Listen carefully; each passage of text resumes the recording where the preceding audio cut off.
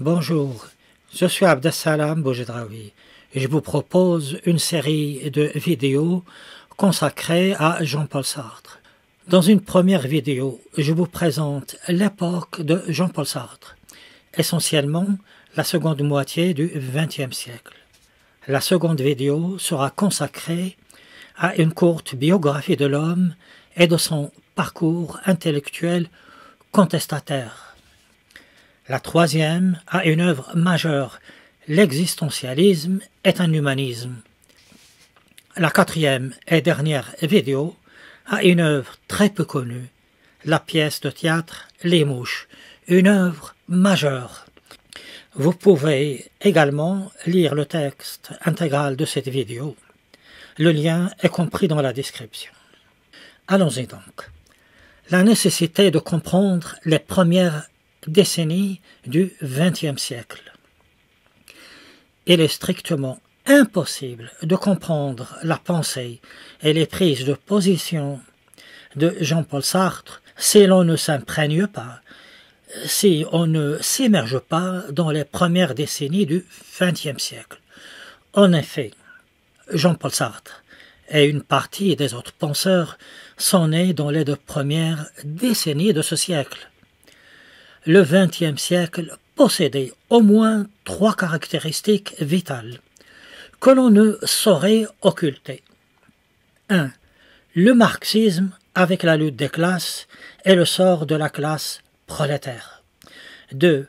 La révolution bolchevique de 1917 avec l'avènement de Joseph Staline. 3. De façon plus spécifique à la France, la présence de colonies. Ces éléments seront déterminants dans la pensée et les conduites de Sartre, le plus célèbre intellectuel de son époque. Alors, premier élément, le marxisme, la lutte des classes, le sort des prolétaires. Même si le sort de la classe prolétaire commençait légèrement à s'améliorer, et même si nous sommes à plusieurs décennies de la mort de Karl Marx, l'esprit de la lutte des classes était présent chez les intellectuels du début du XXe siècle. Sartre, étant né en 1905, s'est souligné que son enfance, son adolescence et sa vie d'adulte seront imprégnées par la doctrine marxiste.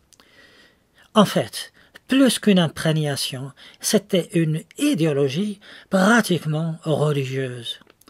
Sartre et les autres intellectuels vont faire du sort de la classe des ouvriers leur ultime quête, la seule quête qui vaille la peine de lutter pour elle.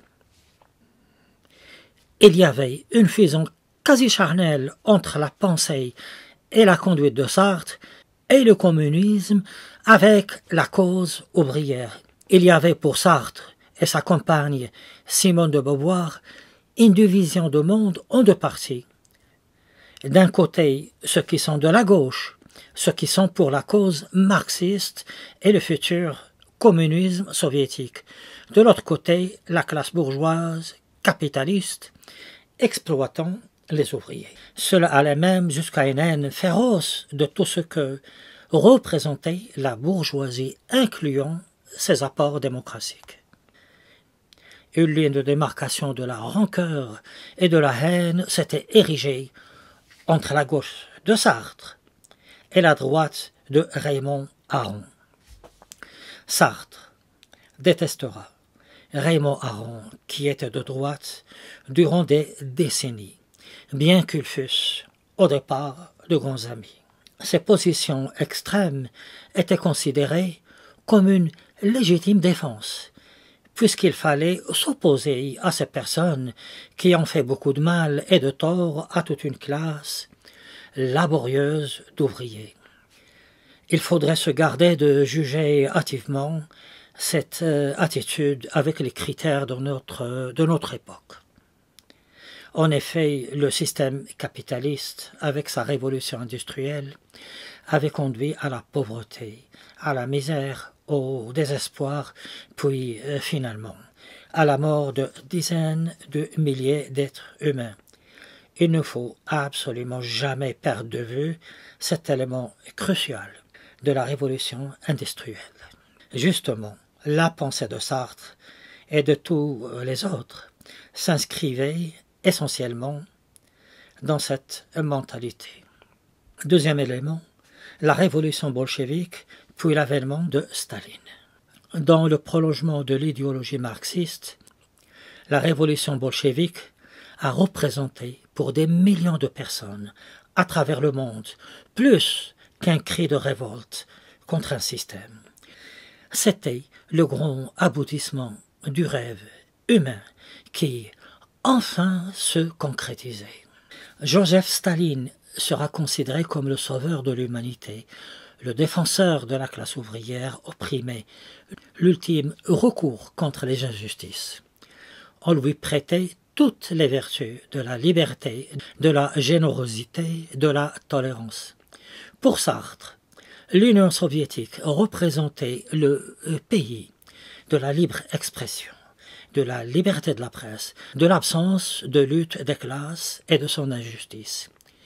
Il vouait un tel culte à Joseph Staline que pour lui, tous ceux qui étaient contre lui, c'est-à-dire contre Staline, étaient des chiens. Il faut bien le comprendre, nous étions dans une époque particulière. Troisième élément, présence de colonies françaises. Sartre, ainsi que beaucoup d'intellectuels, même de droite, auront une politique très claire sur les colonies françaises.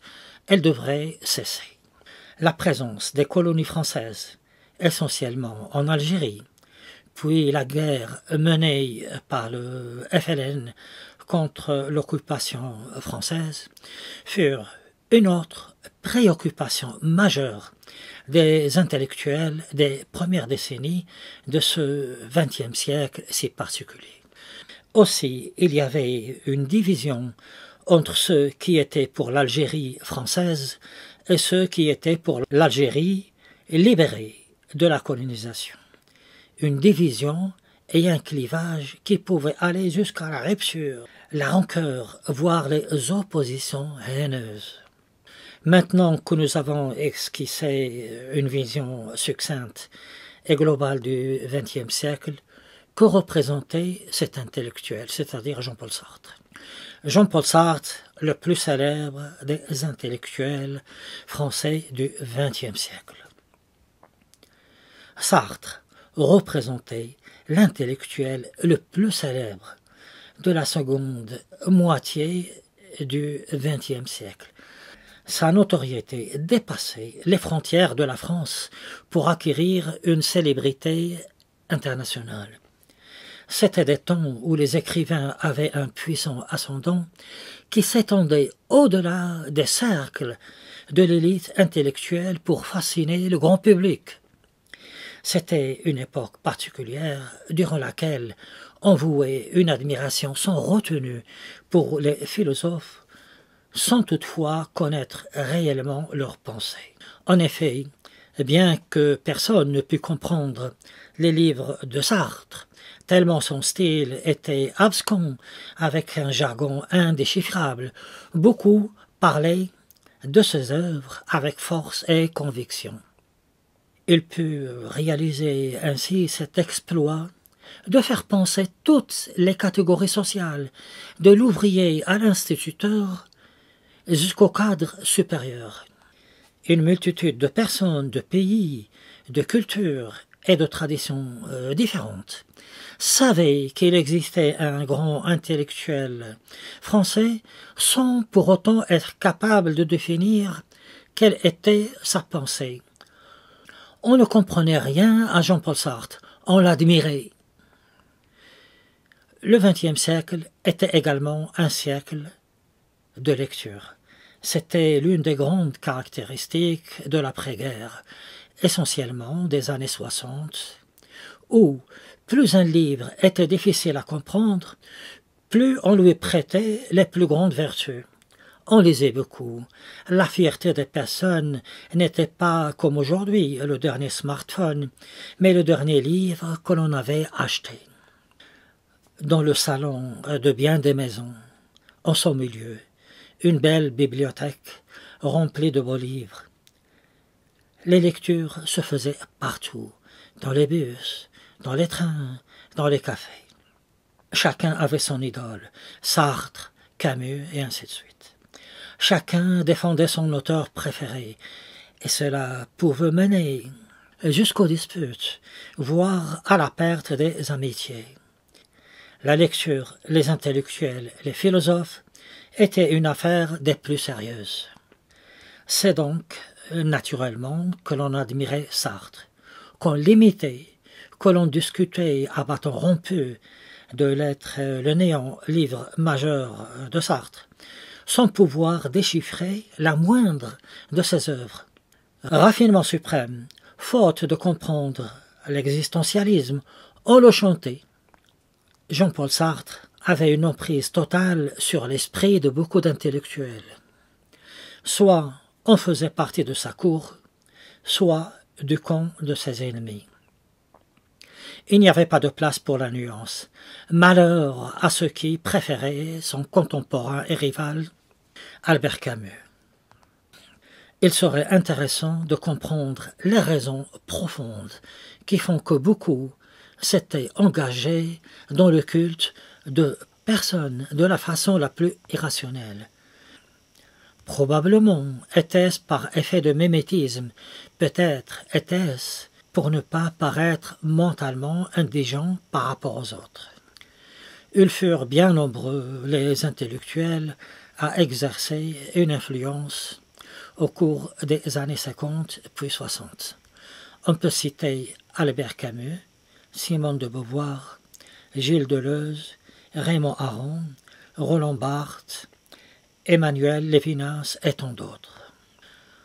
On pourrait expliquer la profusion des écrivains et des idées par le commencement d'un nouveau cycle.